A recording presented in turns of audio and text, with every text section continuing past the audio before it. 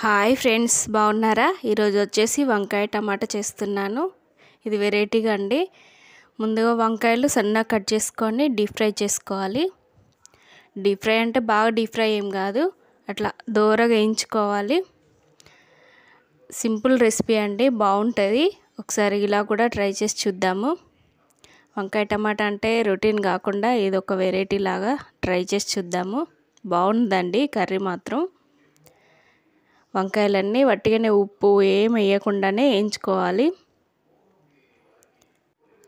వంకాయ fry, deep fry చేసి టమాటా గ్రేవీలో వేసుకుంటాం కనుక టేస్ట్ బాగుంది.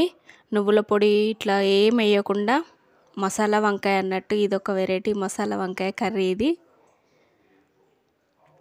ముక్కలు మాత్రం సన్నగా కట్ చేసుకోండి. ఇవి బాగా అంటే సిమ్లో పెట్టి ఎంపినా కనుక టైం తీసుకుంది నాకు.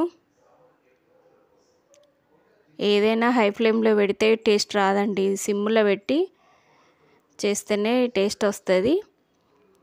ఇదే ఆయిల్లోనే మళ్ళీ పోపు దినుసులు, పచ్చిమిర్చి, కరివేపాకు, మెంతాకు, తర్వాత ఉల్లిగడ్డలు ఒక పెద్ద సైజు 2 ఉల్లిగడ్డలు కట్ చేసుకున్నాను నేను. సన్నగా కట్ చేసుకోండి.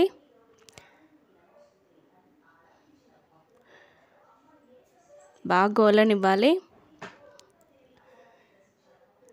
బాగా గోలిన తర్వాత అల్లం వెల్లిపాయ పేస్టును పసుపు వేసుకోవాలి.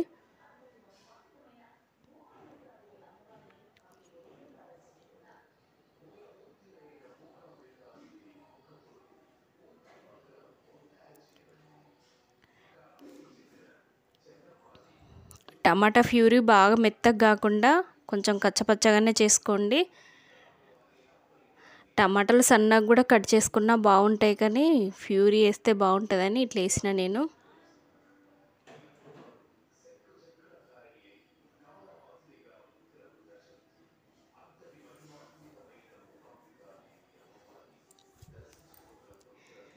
సింపుల్ రెసిపీ అండి, బాగా టైం ఏం తీసుకోదు.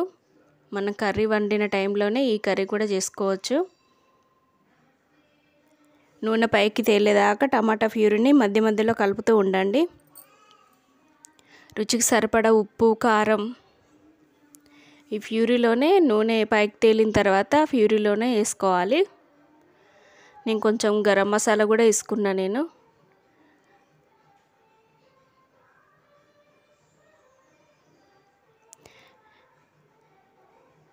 టమాటా వంకాయ అంటే ఇలా కూడా ఒక వెరైటీ అండి, ట్రై చేసి చూడండి, బాగుంది టేస్ట్.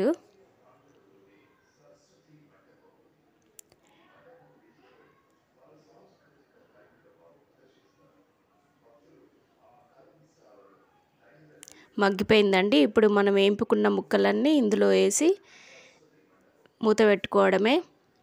వంకాయలు ఆల్రెడీ ఉడికిపోయినాయి కనుక తొందరనే అవుతుంది. ఈ కొంచెం ఒక 5 నిమిషాలు ఉంచండి, తర్వాత కొత్తిమీర వేసుకొని స్టవ్ ఆఫ్ చేస్తే అయిపోతుందండి. ఒక 5-10 నిమిషాలు ఉడకనియండి, సిమ్లో పెట్టండి. ప్లీజ్ లైక్ చేయండి, షేర్ చేయండి, సబ్స్క్రైబ్ చేయండి, ప్లీజ్ సపోర్ట్ చేయండి. మీరు ట్రై చేసిన తర్వాత కామెంట్ కూడా పెట్టండి.